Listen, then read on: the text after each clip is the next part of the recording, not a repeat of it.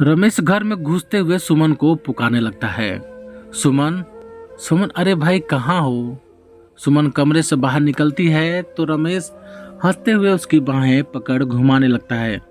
अरे अरे मैं गिर जाऊंगी। सुमन हतप्रभ सी हो रमेश को रोकती है। रमेश उत्साहित होकर सुमन को बताता है कि ऑफिस के कार्य से हंगरी बुडापेस्ट जाना है।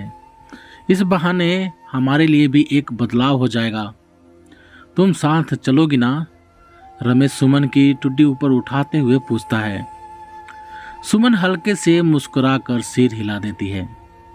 सुमन और रमेश के विवाह को लगभग 40 साल हो गए, बच्चे हुए नहीं।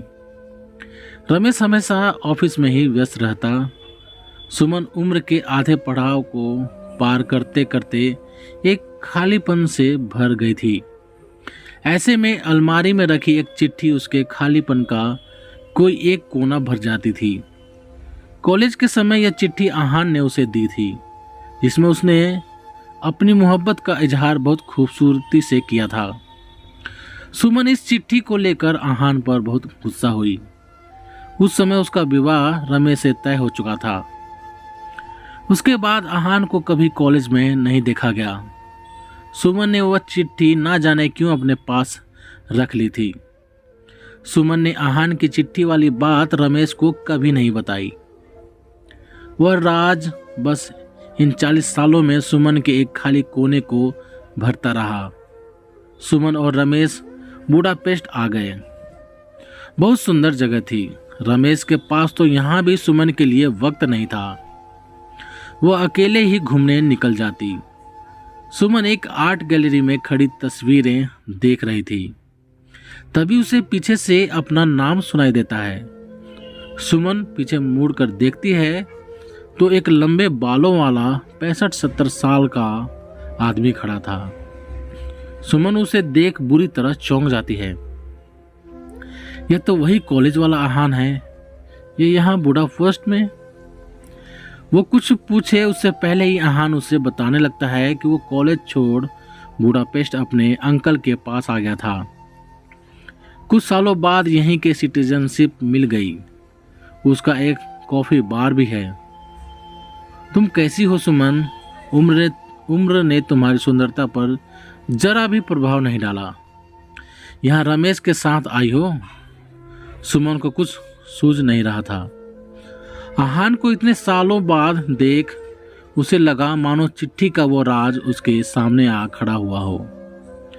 क्या मेरे साथ मेरे कॉफी बार में कॉफी पीने चलोगी? कहते हुए आहान इंडियन एयरलाइंस महाराजा का पोज बनाकर खड़ा हो जाता है। सुमन खिलखिलाकर हंस देती है। उस हंसी में सुमन के अंदर एक नई उमंग की कोपल फूटती दिखाई दी। रमेश ऑफिस मीटिंग में इतना व्यस्त रहता कि चाहकर भी सुमन को समय नहीं दे पा रहा था। आहान से उसकी मुलाकात हो चुकी थी। उसने सुमन को बुडापेस्ट घुमाने की जिम्मेदारी आहान को सौंप दी थी। सुमन और आहान के बीच बुडापेस्ट घूमते हुए एक विशेष दोस्ती का रिश्ता बनने लगा था। एक दिन टहलते हुए सुमन जरा सुस्ताने पेड़ के सहारे खड़ी हो जाती है। उसकी सांसें तेज तेज चल रही थी। आहान भी वहीं आकर खड़ा हो जाता है।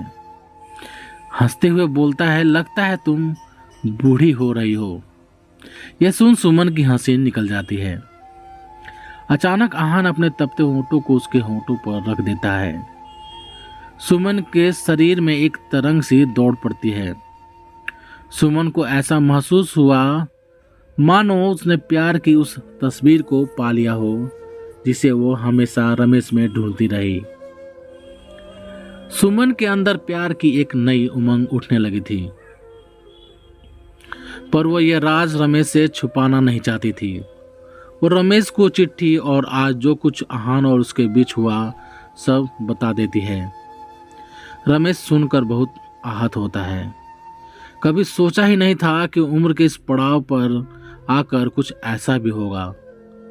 रमेश सुमन से कहता है, छोड़ो जो हुआ सो हुआ, अब हम इंडिया वापस चलते हैं। सुमन कुछ देर सोचकर फिर रमेश से कहती है, वो इंडिया वापस नहीं जाएगी। वैसे भी अब तुम्हारे साथ मैं वो स्वाभाविक जीवन आगे नहीं जी पाऊंगी। हमेशा एक अपराध बोध लगेगा। मैं यहीं रहकर खुद अपना आगे का रास्ता तय करूंगी। रमेश खामोश अपने जीवन की इस बदलती तस्वीर को देख हैरान था।